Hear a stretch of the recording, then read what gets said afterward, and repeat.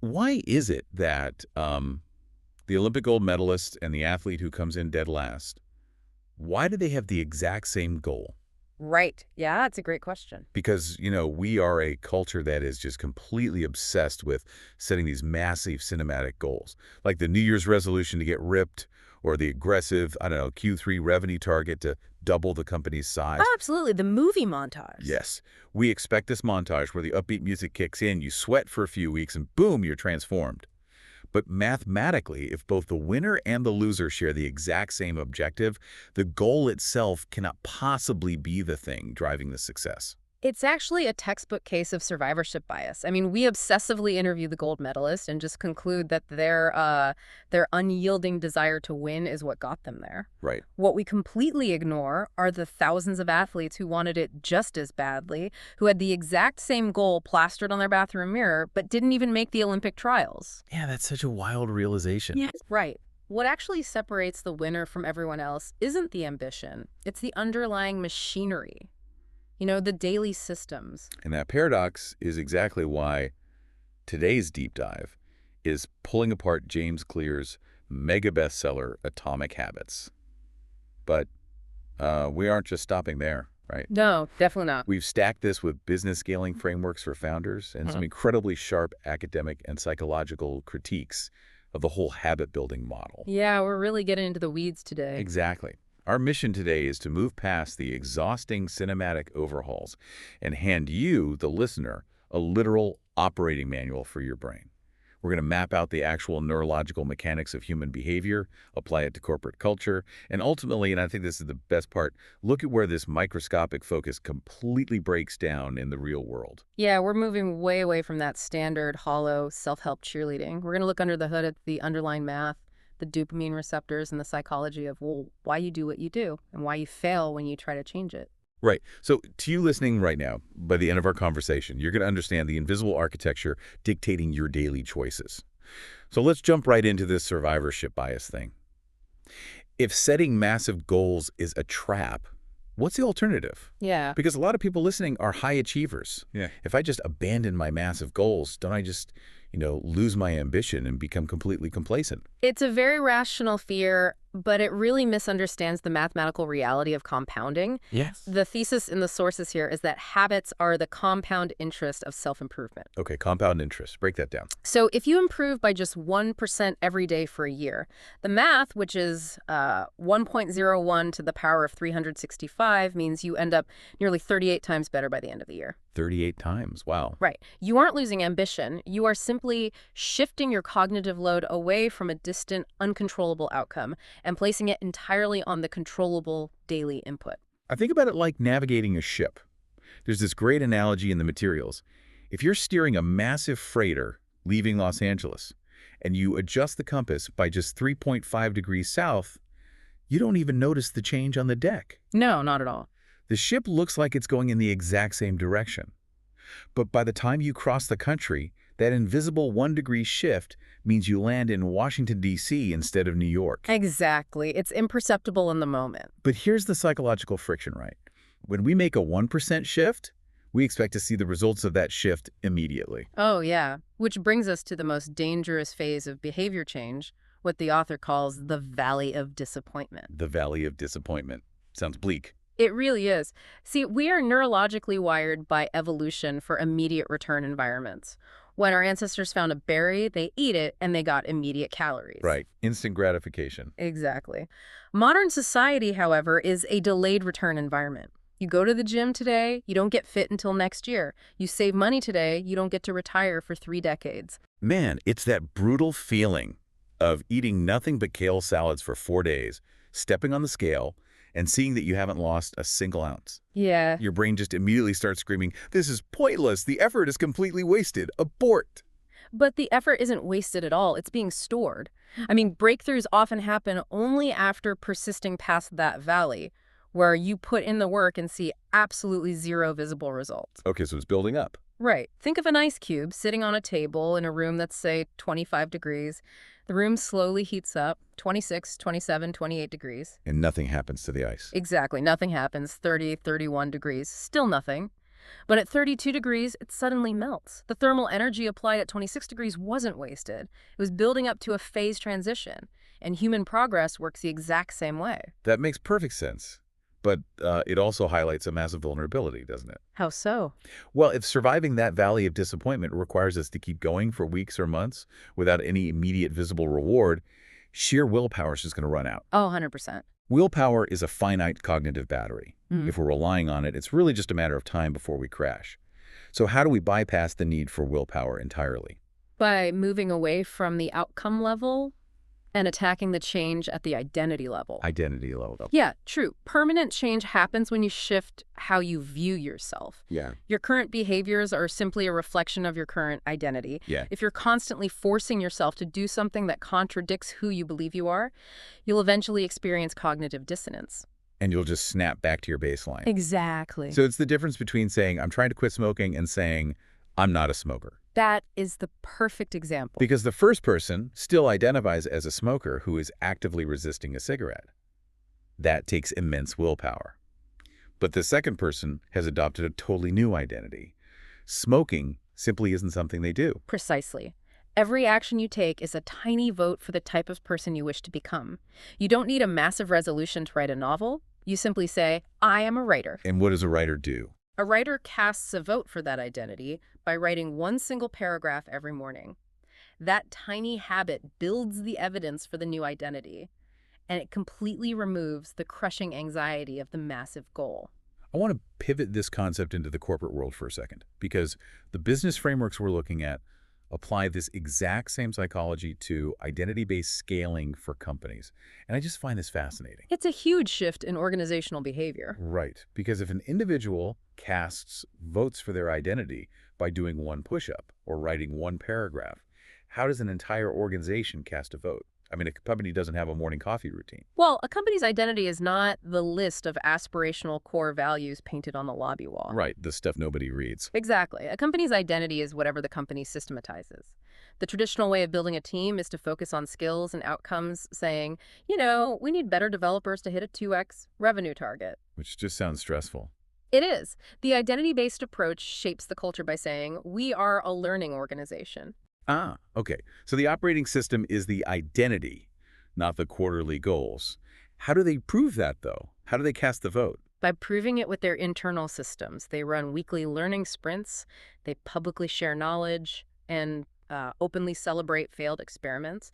They financially reward curiosity, not just raw output. That's completely different from just screaming about targets. Right. If a company wants to double its revenue, setting an aggressive target usually just stresses everyone out. The alternative is to build daily revenue habits, like consistent, systematized daily outreach. So when the team executes the right small behaviors every single day, the massive results just become a natural byproduct. Exactly. You start asking, who are we becoming? Okay, so we've established that we need to drop the massive goals, survive the valley of disappointment, and align our daily systems with a new identity.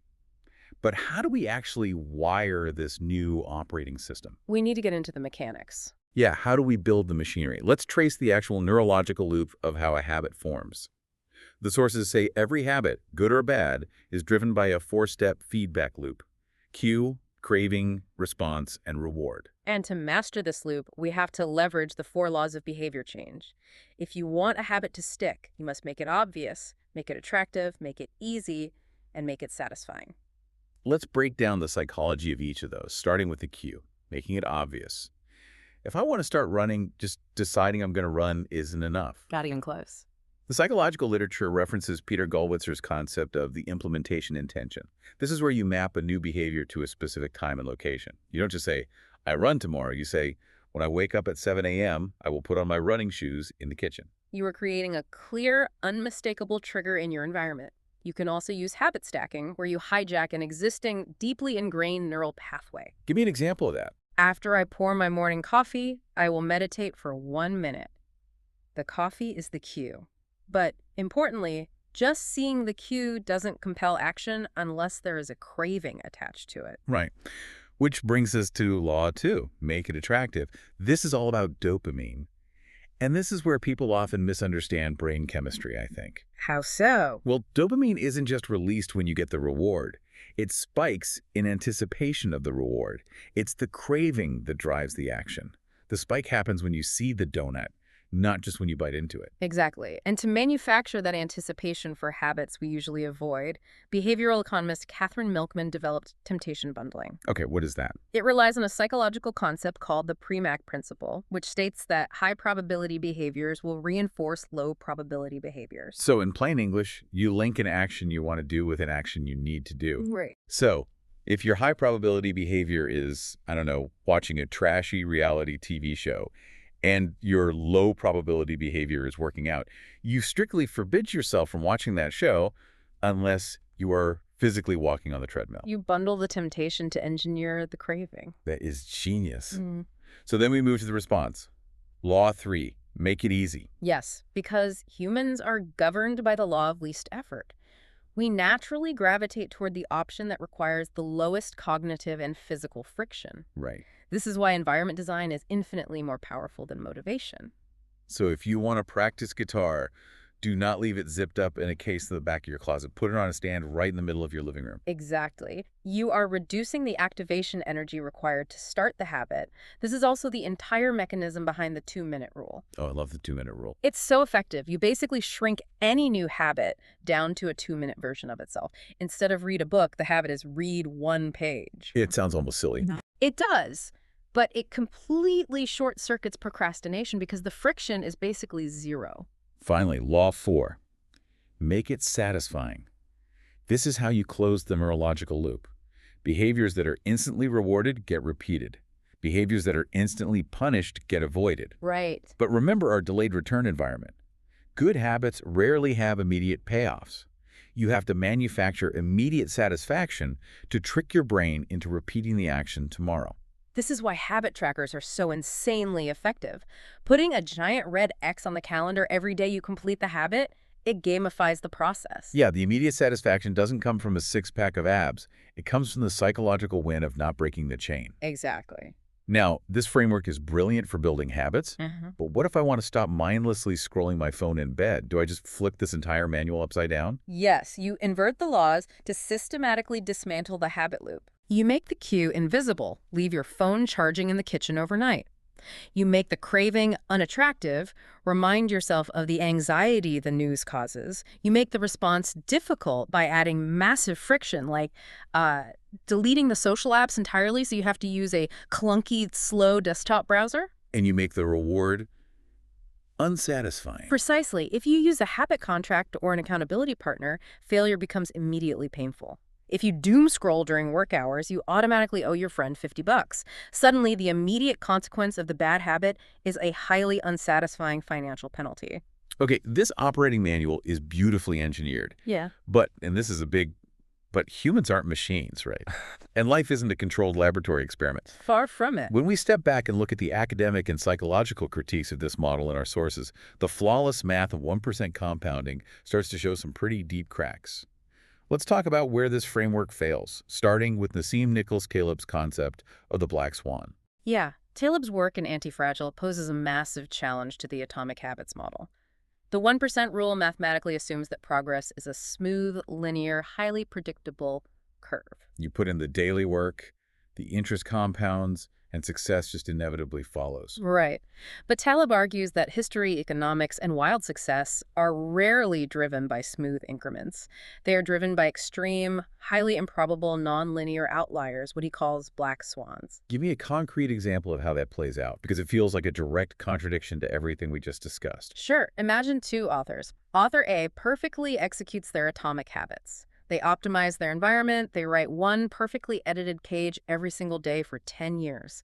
Steady, 1% linear progress. Okay, doing everything right by the book. Right. Now, author B is chaotic. They write nothing for months, then go on a manic weekend bender and write 50 pages, post random thoughts online, experiment wildly. Author A has a great system, but author B happens to write a bizarre short story that gets randomly tweeted by a massive celebrity. That single, unpredictable black swan event makes author B a global bestseller overnight, completely outpacing author A's decade of 1% compounding. That is fascinating. So the critique is that if you only optimize for predictable tiny increments, you might actually be rendering yourself fragile to the chaotic reality of the world. You might miss out on building systems that expose you to massive asymmetric upside, Exactly. You're so busy tracking your 1% improvement that you miss the elevator shooting straight to the top floor. which perfectly tees up the second major critique we found, Goodhart's law. Yes, Goodhart's law essentially states that when a measure becomes a target, it ceases to be a good measure. This is really the dark side of Law 4, making it satisfying through tracking. The tragedy of the habit tracker. If you obsessively track 1% increments on a calendar, doesn't the tracking itself eventually replace the actual habit? I've seen this happen. All the time. You start running because you genuinely want to feel healthy intrinsic motivation. But then you get a smartwatch, and suddenly you're only running to hit the 10,000-step metric.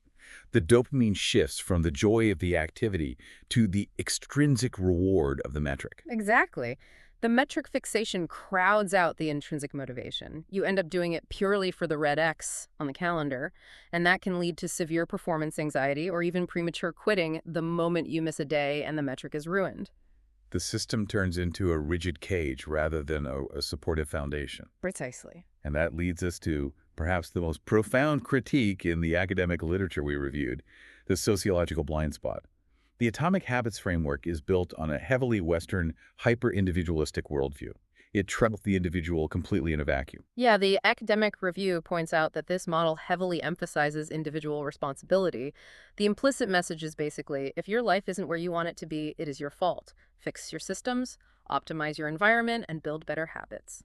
And while that message is incredibly empowering for a lot of people, it largely ignores systemic barriers, socioeconomic limitations, and mental health realities. Oh, this is huge oversight. If someone's working 3 jobs just to keep the lights on and dealing with chronic stress, telling them to just optimize their environment design or use temptation bundling to learn a new language is almost insulting. It misses the larger structural forces acting upon them. Exactly. The model assumes a baseline level of autonomy over one's own environment, time, and energy that simply isn't universally available to everyone. Which is why looking at Charles Duhigg's work in The Power of Habit alongside James Clear's work provides such a crucial balance, I think. Clear provides the micro, practical, tactical operating manual for the individual. Yes, but Duhigg zooms way out. He provides the macro-social science of why habits form not just in individual brains, but in vast companies, social movements, and entire cultures. All right, they're doing entirely different jobs. If you want to stop hitting snooze tomorrow morning, use the Atomic Manual. But if you want to understand the massive societal habit loops that shape public health, economics, and community behaviors, you need that broader sociological lens. Both the micro and the macro are absolutely required for a complete, nuanced picture of human behavior. They're two sides of the same behavioral coin. You need the granular tactics to navigate your daily life, but you need the broader awareness so you don't blame yourself or others when systemic friction makes those tactics nearly impossible to execute. Well said. We have covered a massive amount of territory today. Let's do a quick recap of this journey. We started by dismantling the illusion that massive goals drive success, replacing it with the mathematical reality of 1% compounding and the necessity of surviving the valley of disappointment. And then we explored the power of cognitive dissonance, showing how true change must happen at the identity level, proving who we are through our daily actions, which, again, works just as effectively for personal development as it does for scaling corporate culture. Then we walked through the neurological machinery of the 4 laws, triggering the cue, anticipating the dopamine, removing the friction, and closing the loop with immediate satisfaction. Right. And finally, we pulled back the curtain on the model's blind spots, acknowledging the chaotic reality of black swans, the dangers of Goodhart's law, and the heavy reality of systemic socioeconomic barriers. So the immediate takeaway for you listening right now is not that you need to pause this and completely overhaul your life today. We are officially abandoning the movie montage. Yes, no montages. The goal today is simply to look at the physical room you are sitting in right now. Ask yourself, what specific behavior is this environment currently making obvious and easy? And then make one microscopic adjustment. Move the guitar to the center of the room, put the phone in a drawer, cast one tiny vote for the identity you actually want. Exactly. Keep it small. But, as always, we want to leave you with a final, lingering thought to ponder long after this audio stops. Throughout our entire conversation today, the psychology agreed that our physical environment acts as an invisible hand, shaping our cues, our cravings, and ultimately, our identity. But for most of us, our primary environment is no longer physical, it's digital. Exactly. We live in digital ecosystems governed by sophisticated, multi-billion-dollar algorithms specifically engineered to hijack your habit loops, trigger your cues, and manufacture your cravings. So if your environment dictates your habits and your habits dictate your identity, to what extent are you actually in control of who you are becoming? And more importantly, how can you aggressively curate your digital environment today to take that control back?